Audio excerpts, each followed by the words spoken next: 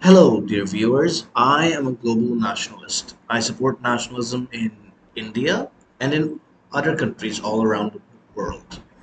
Today, I will be talking about the Quad, and the focus for this video will be about the recent summit between India and Japan that was held on the 19th of March and the 20th of March.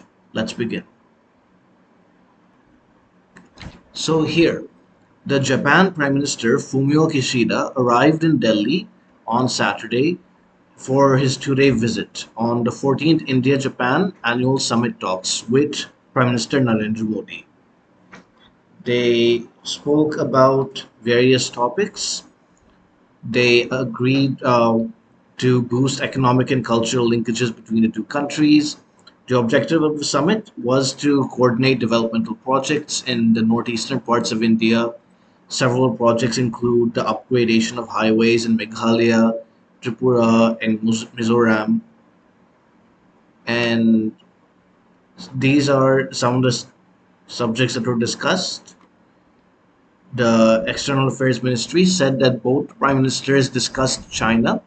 India informed Japan about the situation in Ladakh, where 2 years ago there was a intrusion into territory that was claimed by India by Chinese forces, which they intruded into an area that is called no man's land, but which India patrols.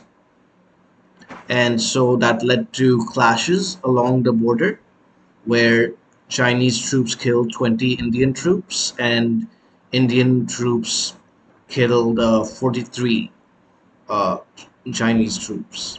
This was a clash started by the Chinese forces, and the fact that both the PMs discussed China shows that uh, they view both China as a, they both view China as a threat. This is why the Japanese Prime Minister also briefed India on the East and South China Sea. This is a reference to the claims that China has on islands that come under the control of Japan, the Senkaku Islands.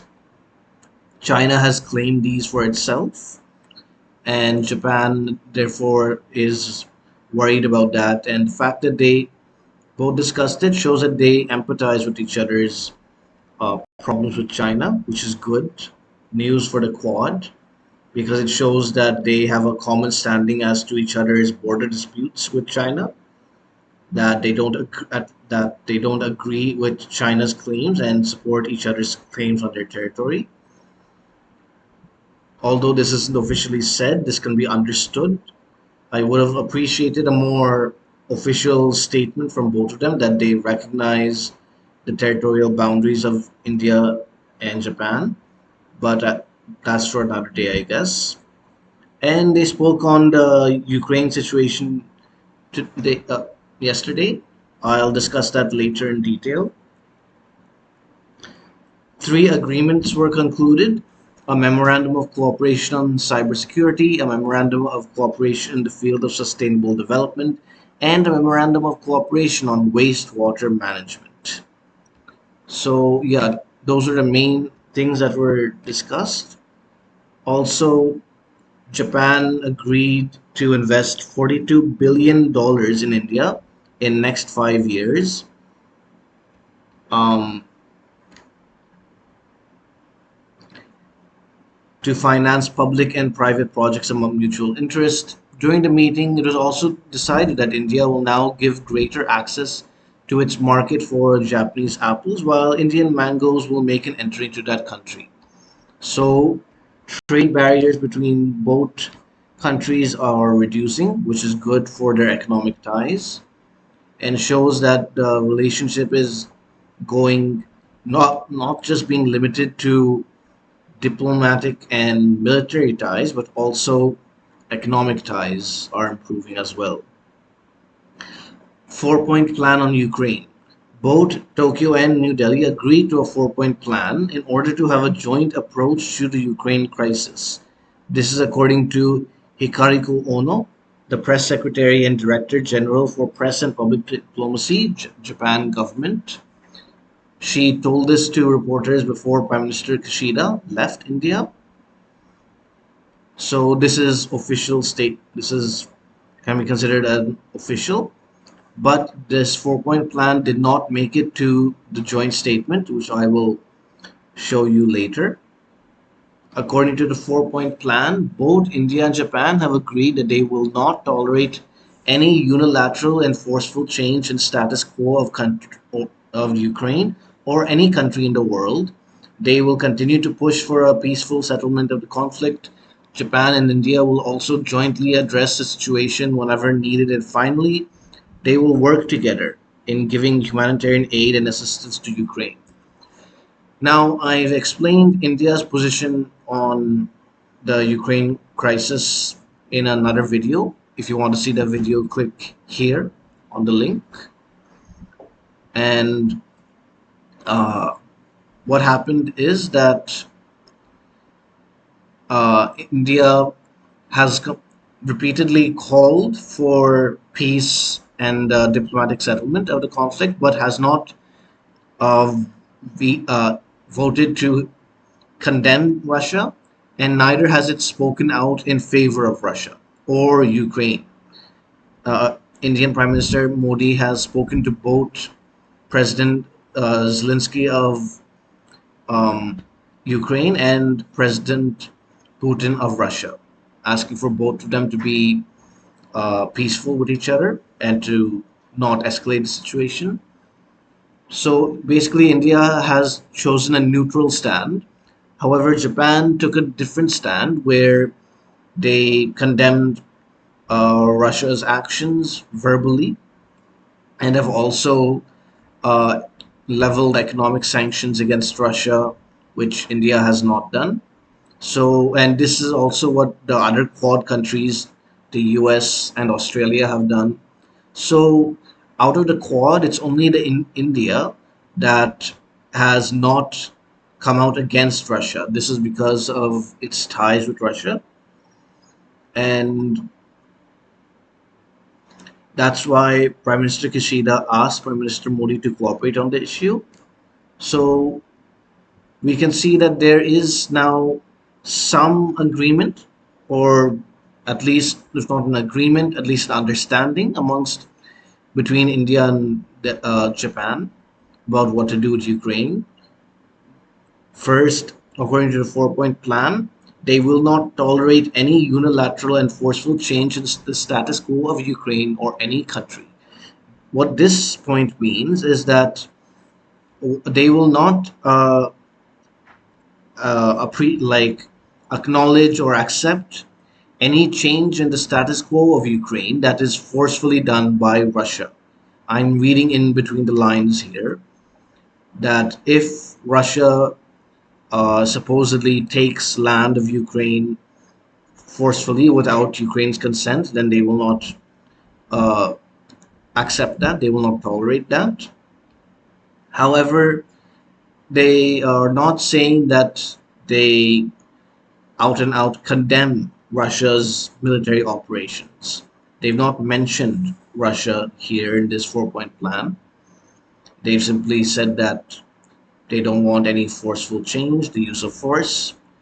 So it somehow supports India's stand of being neutral by not mentioning Russia and including any country in the world and not just Ukraine. But it also supports Japan's position to be supporting Ukraine by saying that they will not support any force against Ukraine. So this is somewhat of a compromise between both parties on this issue. Here, this is where they both completely agree, even before this meeting. They have pushed for a peaceful settlement of the conflict, and yeah, this is self explanatory. Japan and India also address the situation whenever needed. They will address it whenever needed. So, this isn't the final time that India and Japan will talk about this. They will address this jointly as the situation moves forward, and they will work together in giving humanitarian assistance and aid to Ukraine. So India has already there are talks that India will provide some humanitarian aid to Ukraine. Japan has already sent some. So in this, they are in agreement.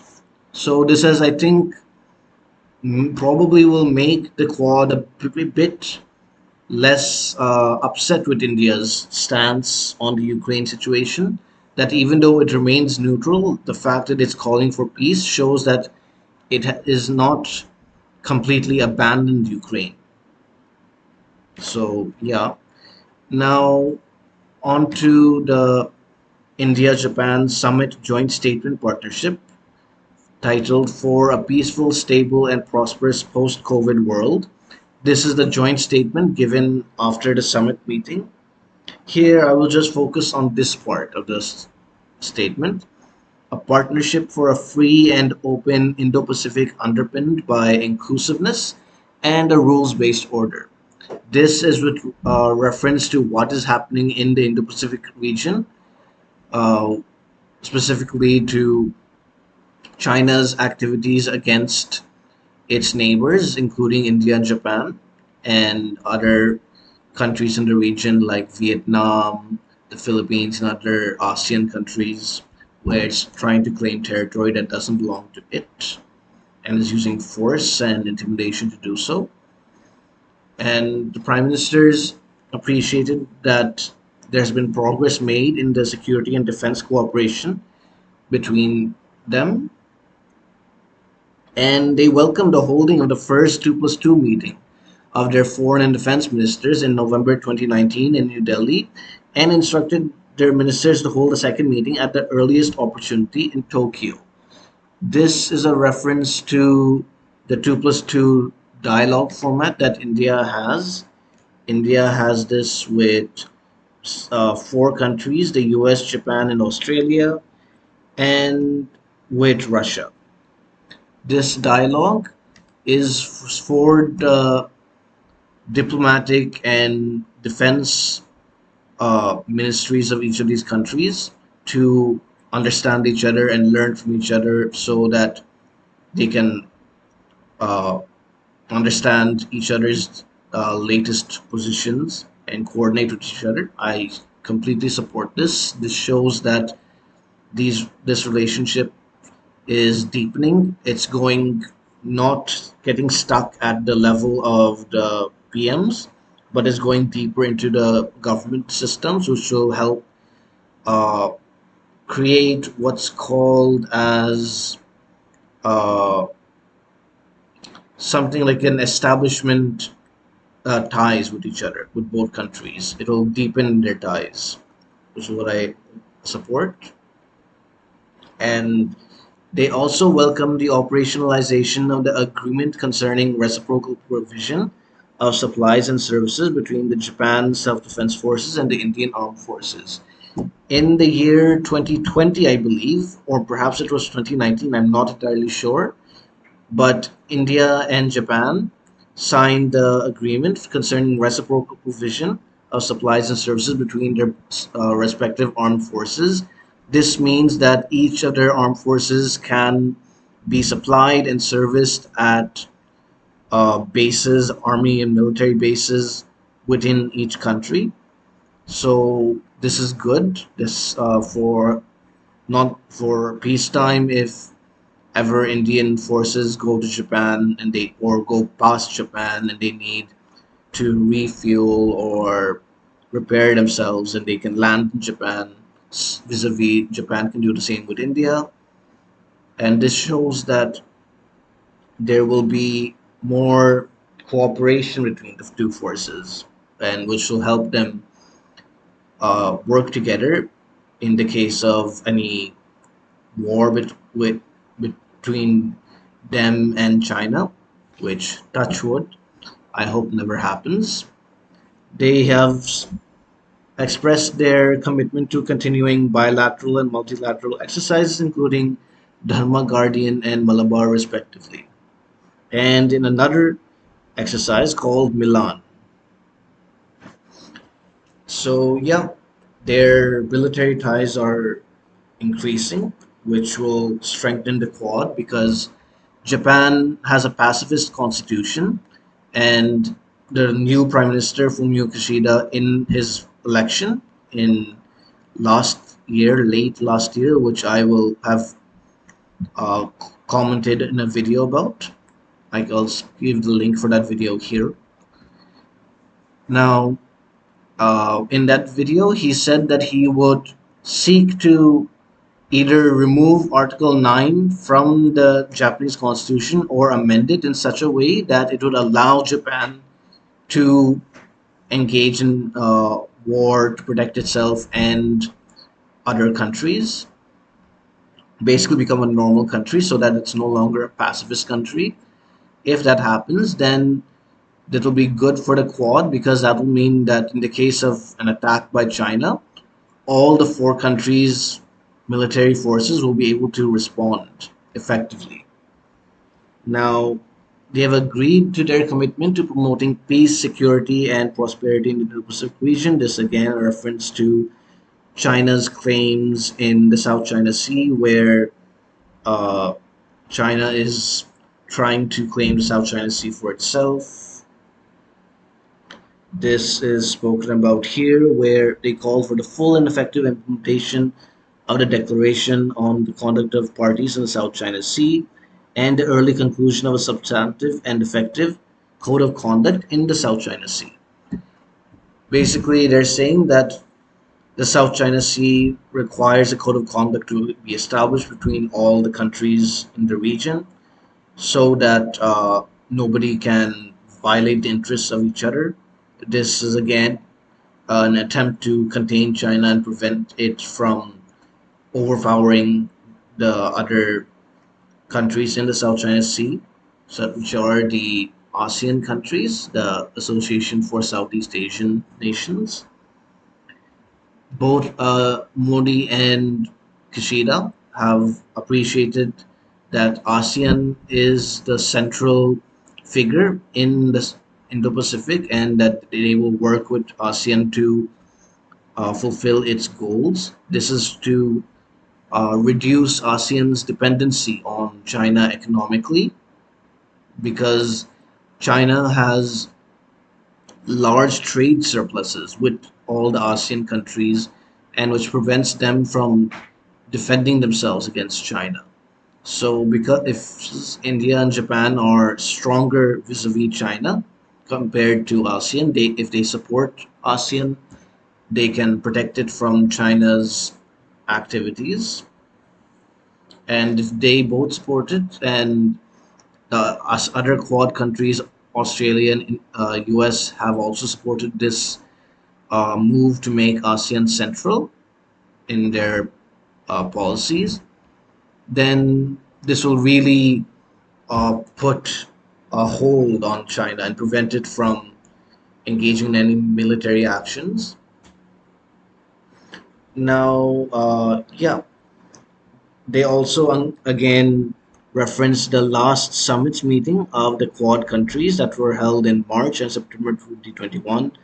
In these meetings, they spoke about uh, producing COVID vaccines, creating critical and emerging technologies, fighting climate change, infrastructure building, and stuff in the Indo-Pacific region. This is what all the Quad countries want to do. So, yeah, I am happy pretty much with the outcome of this summit. I think that it will strengthen the Quad, make them a tighter, more closely knit unit because India and Japan are the two countries which are closest in proximity to China and have both trade disputes and border disputes with China. So, for the Quad to be effective against China, India and Japan have to have very, very strong relationships. So, I'm glad that this summit took place and appreciate all the decisions that were made. And yeah, I wish both countries the best and the best for the Quad so that the Indo-Pacific can be remain to be a peaceful safe, and prosperous region for all countries in the area. That's what I wanted to say. If you want to see other videos about the Quad, please click on the playlist here. If you want to see my previous video, click on the video here. Thank you for watching. Vande Mataram.